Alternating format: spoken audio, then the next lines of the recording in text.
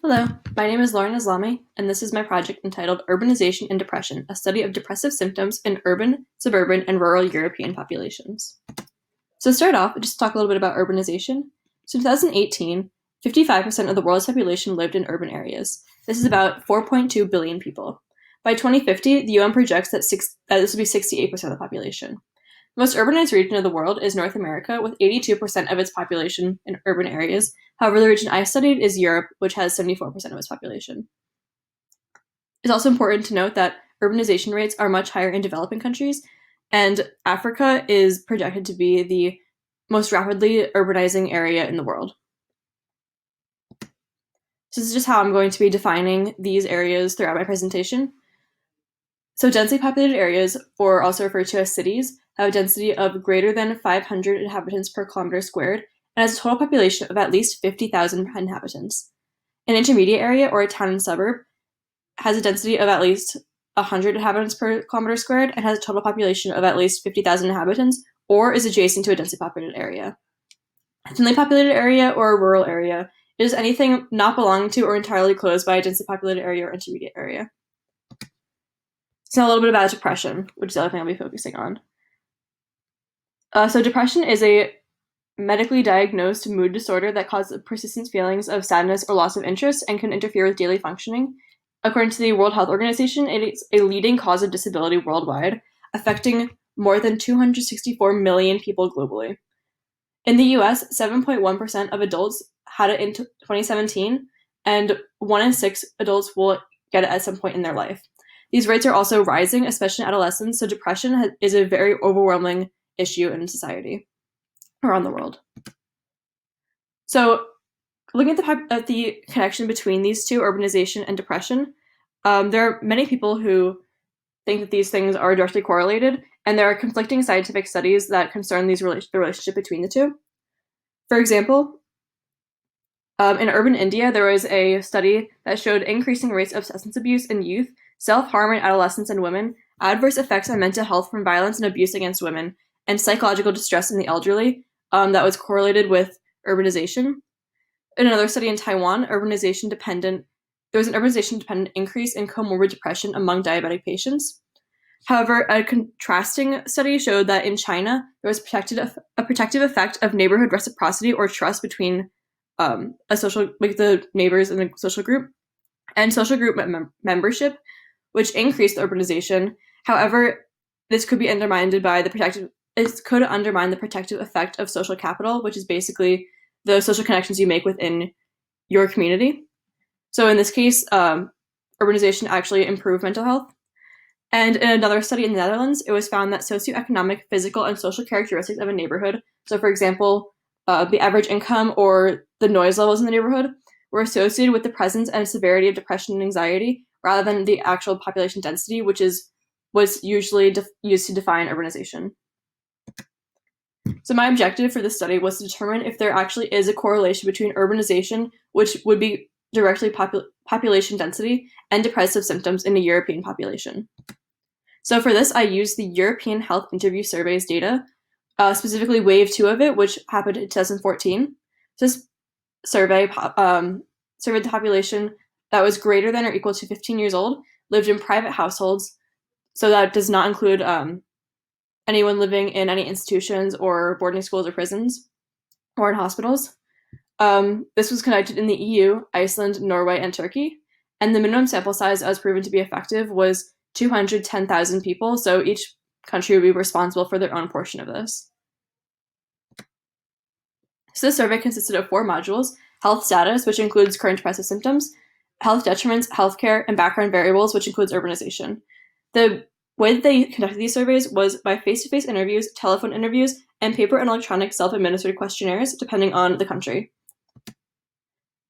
So this is how they measured depressive symptoms, and it's really important thing to note is that this study analyzes depressive symptoms, not formal diagnoses, because these cannot be made from a survey. These have to be made by a medical doctor.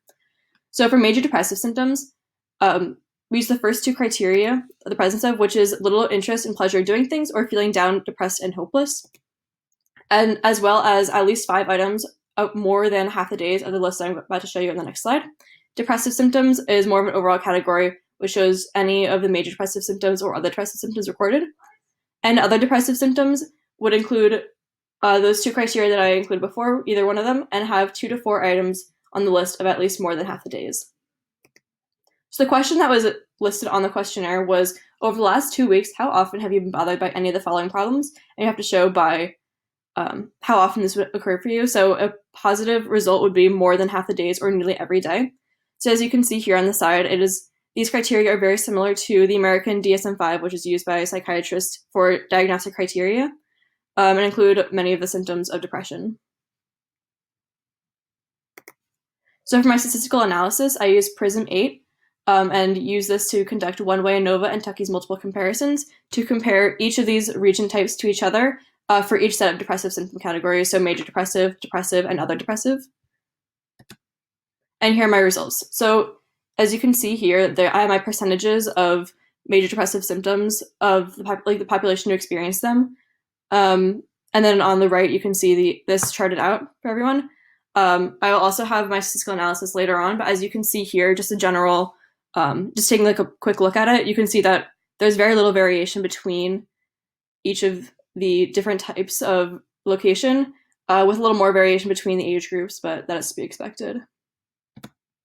Here you can see this for the other depressive symptoms. So you can see this is a little bit higher than, the total is a little bit higher than major depressive, but again, there's little variation between the location types, with even less variation between the age groups, excluding the 75 or over population.